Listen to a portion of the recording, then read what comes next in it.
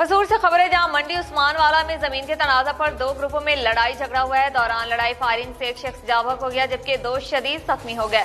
गोलियों की थरथराहट से इलाका भर में खौफ व हरास फैल गया। नाशर जख्मियों को अस्पताल मुंतकिल कर दिया गया, जबकि पुलिस ने मौका पर पहुंचकर कार्रवाई का आगाज कर दिया।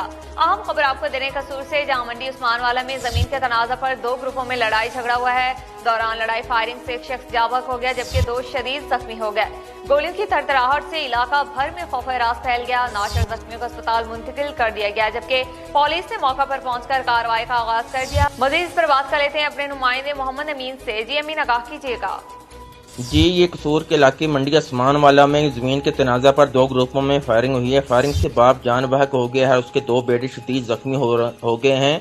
और फायरिंग से बाजार में भगदड़ मच गई और बाजार गोलियों की तड़तड़ाहट से गूंज उठा। सिटी न्यूज की स्क्रीन पर देखा जा सकता है कैसे फायरिंग की जा रही है।